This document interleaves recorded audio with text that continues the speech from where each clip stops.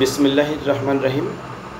আপনারা যারা 2024 সালে অ্যাডভোকেটশিপ পরীক্ষা দিতে যাচ্ছেন অথবা অ্যাডভোকেটশিপ পরীক্ষা দেওয়ার উদ্দেশ্যে এমসিকিউ পরীক্ষায় অংশগ্রহণ করবেন, তাদের জন্য পর্যায়ক্রমে এই ভিডিওগুলো আমি দিচ্ছি। এখানে আপনাদের জানা দরকার যে আপনাদের সিলেবাসে কোন সাবজেক্টগুলো মূলত পরীক্ষা অন্তর্ভুক্ত থাকবে। সেভাবে আমি ধারাবাহিকভাবে প্রত্যেকটা সাবজেক্টের গুরুত্বপূর্ণ বেসিক যে আলোচনাগুলো করা দরকার সেইগুলো ভিডিও আকারে আপনাদের দিচ্ছি। আপনারা যদি ভালো করে এই ভিডিওগুলো শোনেন বা ভিডিওগুলো দেখেন, তাহলে অনেক আইনের জটিল বিষয়গুলো আপনারা বুঝতে সুবিধা হবে আপনাদের এবং নিজে নিজে পড়াশোনা করতে সুবিধা হবে।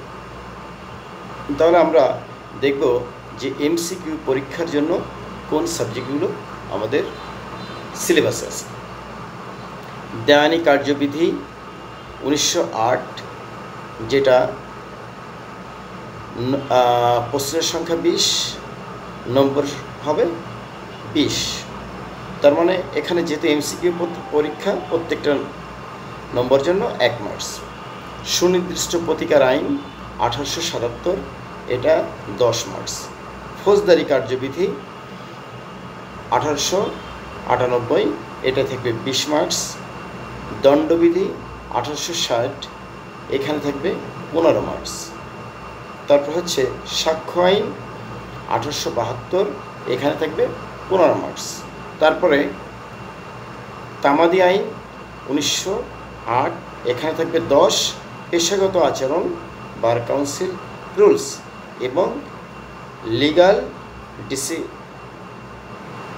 ডিসিশন, এখানে থাকবে 5। এই মোট 100 মার্কস মিলে হচ্ছে আপনাদের এমসিকিউ পরীক্ষা। আবার আপনি যদি এমসিকিউ পরীক্ষায় পাশ করে যান, তাহলে আপনাকে রিটেন পরীক্ষা দিতে হবে। অতএব আপনাকে কিন্তু এমসিকিউ পরীক্ষা এবং রিটেন পরীক্ষার প্রস্তুতি একত্রে নিতে হবে।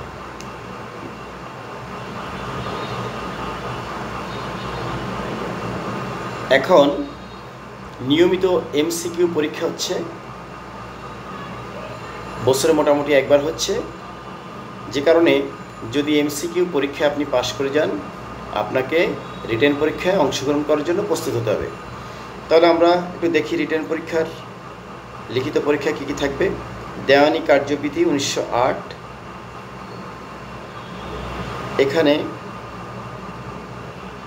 15×2 30। সুনির্দিষ্ট প্রতিকার আইন, এই 15টা প্রশ্নের মধ্যে এখানে থাকবে দেওয়ানি কার্যবিধি এবং সুনির্দিষ্ট প্রতিকার আইন, এই দুটো মিলে থাকবে আপনার মোট 30 মার্কসের প্রশ্ন, যার মধ্যে 2টি প্রশ্ন থাকবে 15 মার্কস করে। এবার আসে ফৌজদারি কার্যবিধি, এখানে 1টি প্রশ্ন থাকবে 15 মার্কস। তারপরে দণ্ডবিধি থাকবে 1টি 15 মার্কস। সাক্ষ্য আইন থাকবে 1টি 15 মার্কস। তামাদি আইন থাকবে 1টি 15 মার্কস। পেশাগত আচরণ, বার কাউন্সিল রুলস এবং লিগাল ডিসিশন, এটাও থাকবে 10 করে, 1টি মার্কস, মোট 100। তাহলে এই লিখিত পরীক্ষা এবং এই এমসিকিউ পরীক্ষার প্রস্তুতি যদি আপনি একত্রে না নেন, তাহলে আপনি এমসিকিউ পরীক্ষায় পাশ করে যাওয়ার পরে রিটেনের জন্য যদি 1 মাস সময় পান, তাহলে এই সময়ের ভিতর আসলে এতগুলো সাবজেক্ট আয়ত্তে আনা কখনোই সম্ভব না।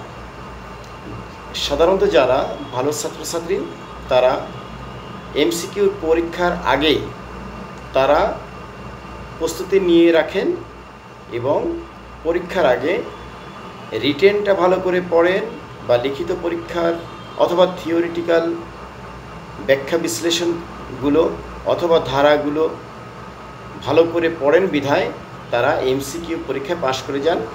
আর এমসিকিউ পরীক্ষায় পাশ করে গেলে স্বাভাবিকভাবে রিটেন পরীক্ষার জন্য যেহেতু তারা প্রস্তুত থাকেন, তাদের রিটেন পরীক্ষা ভালো হয়।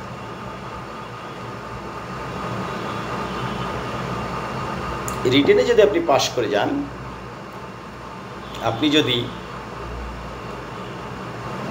লিখিত পরীক্ষা ভালো দিয়ে থাকেন, তাহলে যেহেতু লিখিত পরীক্ষার পরে বা এমসিকিউর পরীক্ষার পরেই ভাইভাতে পরীক্ষায় প্রশ্ন করা হয়, স্বাভাবিকভাবে ভালো স্টুডেন্ট যারা তারা এখানে আর ফেল করার সুযোগ খুব বেশি একটা থাকে না।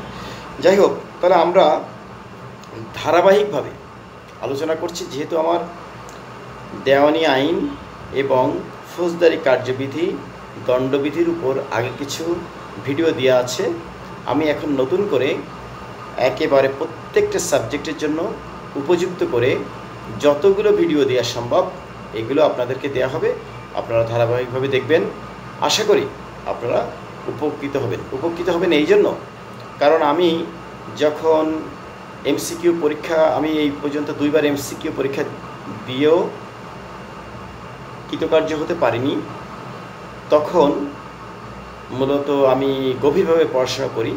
এই গভীরভাবে পড়াশোনা করতে গিয়ে আমি যেটা দেখলাম তা হচ্ছে আইনের অনেক শব্দ, বাংলা শব্দ বা অনেক টার্মগুলো বুঝতে আমরা অল্প সময়ে হিমশিম খাই। আমরা যদি এই টার্মগুলো একটু গভীরে যাই, দীর্ঘমেয়াদী পড়াশোনা করি, তাহলে বোঝা আমাদের জন্য সুবিধা হয়। তো যেহেতু আমি ট্রেনিং করাই এবং আয়কর, ভ্যাট, অ্যাকাউন্টিং প্রফেশনের উপরে মূল দক্ষতা অর্জন আছে বিদায় আমি একটা ল একাডেমি করেছি। এই জন্য মূলত আমি লর পরে ব্যাপকভাবে পড়াশোনা করে এমসিকিউ পাস করি বা না করি, আমি লটারে পেশা হিসেবে নিতে চাচ্ছি।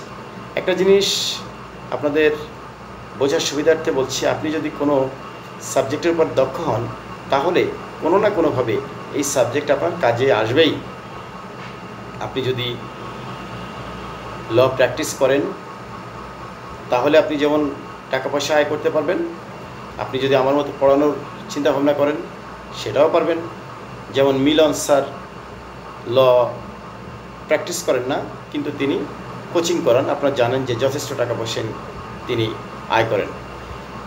আচ্ছা, যাই হোক, তারপরে আপনি যেমন ঢাকা ইউনিভার্সিটির আসিফ নজরুল স্যার, তিনিও কিন্তু একজন লর পরে জ্ঞানী ব্যক্তি।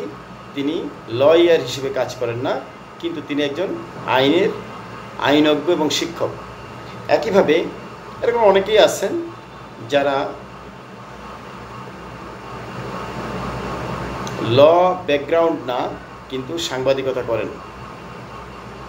তো সব মিলে আপনি যদি লতে দক্ষ হন, আপনার কোথাও না কোথাও এটা কাজে লাগবে। এমনকি আপনি যদি কর্পোরেট লেভেলে যদি আপনার লর পরে কোনো ডিগ্রি থাকে, আপনি একটা চাকরি করলে ভালো পজিশনে চাকরি করতে পারবেন। সর্বশেষ কথা হচ্ছে, আইনের পরে আপনাকে শুধু ডিগ্রি থাকলে হবে না, এটা আপনার মানে আয়ত্তে থাকতে হবে। আপনাকে এটা প্র্যাকটিস করার মতো সেই জ্ঞান এবং যোগ্যতা থাকতে হবে। তাহলে আমরা আজকের ভিডিওটা এখানে শেষ করছি। আমরা এরপরে ভিডিওতে যাব মূলত তামাদি আইন নিয়ে। ধন্যবাদ আপনাদের। আসসালামু আলাইকুম।